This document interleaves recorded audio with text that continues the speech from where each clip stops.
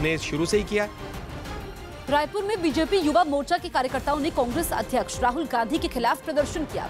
BJP कार्यकर्ताओं का ये गुस्सा आतंकी संगठन जैश-ए-मोहम्मद के सरगना मसूद अजहर को जी कहने पर राहुल गांधी के खिलाफ था, जिसके विरोध में बीजेपी कार्यकर्ता एक जगह जुटे और कांग्रेस अध्यक्ष राहुल गांधी के खिलाफ नारेबाजी की।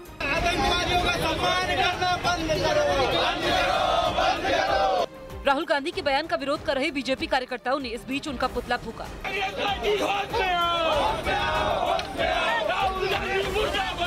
इस बीच वहां कुछ पुलिस वाले पहुंचे, जिन्होंने पुतले में लगी आग को बुझाने की कोशिश की।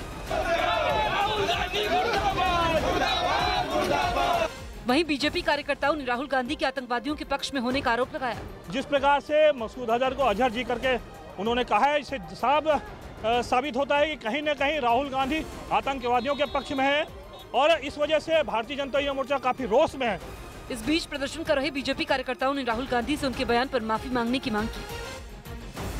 लोकसभा चुनाव की तारीखों के ऐलान के साथ ही अब टिकट के लिए भागदौड़ शुरू हो गई है और इसीलिए उत्तर प्रदेश के उन्नाव से बीजेपी सांसद साक्षी महाराज ने बीजेपी प्रदेश अध्यक्ष को चिट्ठी लिखी और लोकसभा चुनाव का टिकट नहीं मिलने पर पार्टी को गंभीर परिणाम भुगतने की चेतावनी दे दी। साक्षी महाराज ने अपने खत में 2014 में हुए लोकसभा चुनावों का जिक्र करते हुए अपनी जीत के अंतर को याद दिलाया। उन्होंने उन्नाव लोकसभा सीट के जातीय समीकरण का जिक्र करते हुए फिर से टिकट की मांग की। हालांकि बीजेपी प्रदेश अध्यक्ष महेंद्र नाथ पांडे ने टिकट बंटवारे को संसदीय दल का फैसला बताते हुए सभी सांसदों को संयम बरतने की सलाह दी। मेरी सलाह उन्हें संयम बरतना चाहिए।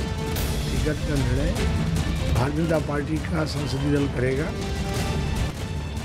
नई दिल्ली के डीसीपी मधुर वर्मा पर एक ट्रैफिक पुलिसकर्मी ने मारपीट के गंभीर आरोप लगाए, जिसमें वो विवादों में घिर गए।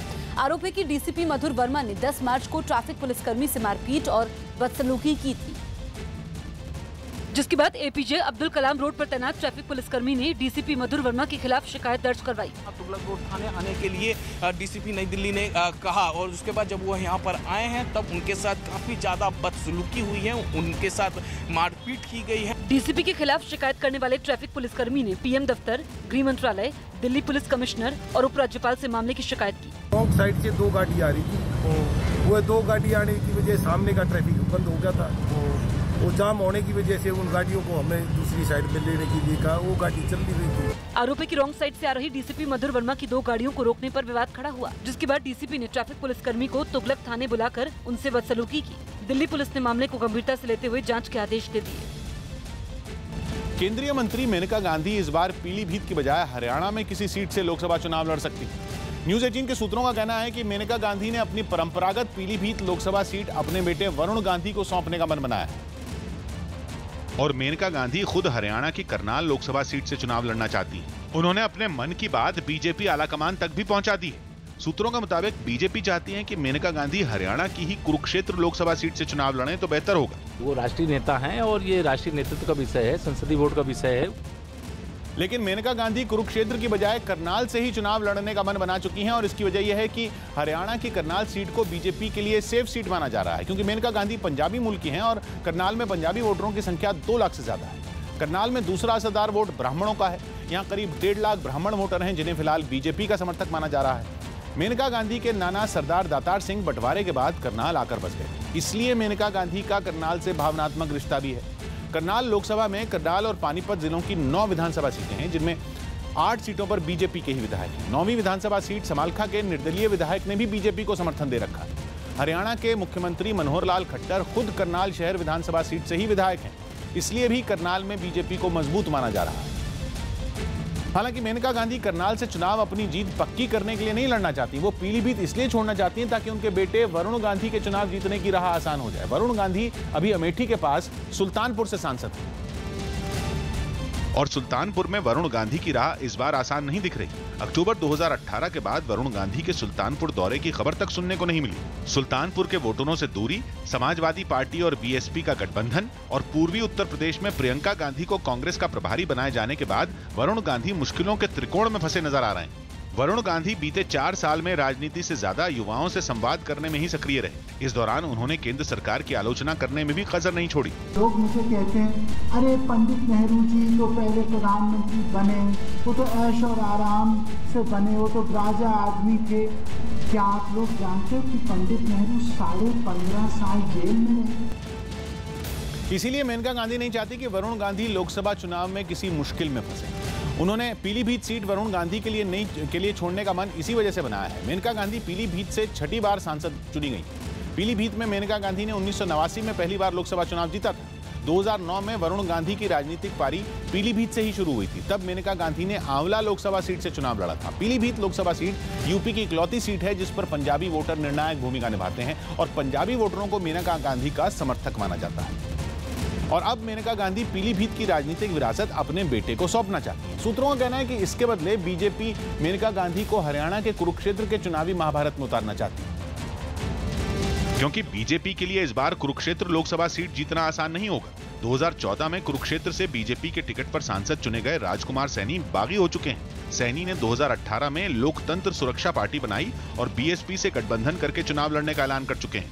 आज हम सब इकट्ठे मिलकर के एक गठबंधन करके आगामी चुनाव लड़ने का फैसला लेने जा रहे हैं। राजकुमार सैनी खुलकर पिछड़ी जातियों की राजनीति कर रहे हैं। बीएसपी के साथ सैनी के गठबंधन का गणित ओबीसी और अनुसूचित जाति के वोट बैंक पर ही टिका है। और कुरुक्षेत्र का ये नया गणित 2019 में बीजेपी को नुकसान पहुंचा सकता है, जिसकी भरपाई करने के लिए बीजेपी मेनका गांधी जैसे किसी कद्दावर नेता को कुरुक्षेत्र से चुनाव लड़ाना चाहती है। कुरुक्षेत्र लोकसभा सीट के तहत विधानसभा की 9 सीटें हैं, जिनमें 1 सीट यमुनानगर जिले की, 4 सीटें कुरुक्षेत्र की और 4 सीटें कैथल जिले की। 2014 के विधानसभा चुनाव में कुरुक्षेत्र लोकसभा के दायरे में आने वाली 9 में बीजेपी को सिर्फ 5 सीटों पर जीत मिली थी। 2 सीटों पर निर्दलीय जीते थे, जबकि 1 सीट पर कांग्रेस और 1 सीट पर आईएनएलडी को जीती। कुरुक्षेत्र जाट बहुल लोकसभा सीट है, लेकिन यहां पंजाबी समुदाय के वोटर निर्णायक माने जाते हैं।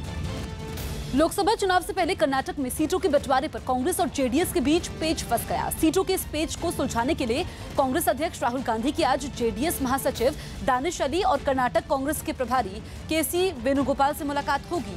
बताया गया है कि मैसूर और तुमकुर लोकसभा सीट पर दोनों पार्टियों के बीच बात नहीं बन पाई है।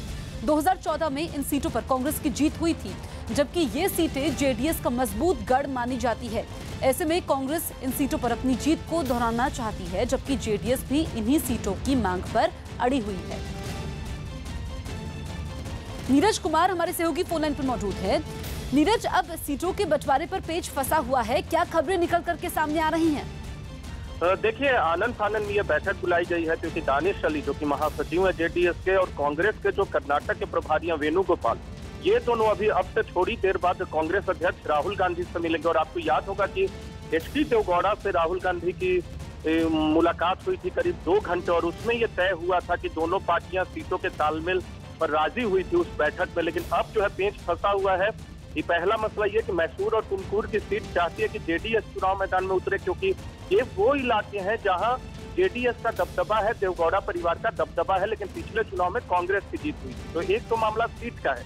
दूसरा मामला ये है कि 2/3 और 1/3 फॉर्मूले पे दोनों पार्टियों के बीच बात बनी थी। यानी कांग्रेस के जो कर्नाटक में 28 सीटें हैं उसमें 18 से 19 पर कांग्रेस लड़ेगी, लेकिन 9 से 10 में जेडीएस लड़ेगी। लेकिन अब कांग्रेस जेडीएस को 7 सीटों से ज्यादा नहीं देना चाहती और जेडीएस चाहती है कि वो 9 से कम पे न लड़े। तो ये दोनों मसले हैं। देखिए राहुल गांधी से मुलाकात के बाद क्या कुछ होता है। हालांकि गठबंधन होने की उम्मीद है, लेकिन पेच फंसा हुआ है। देखना होगा कि राहुल गांधी कैसे सुलझाते हैं पूरे मसले को। बिल्कुल नीरज, आप नजर बना रखिए, अपडेट आपसे लेंगे।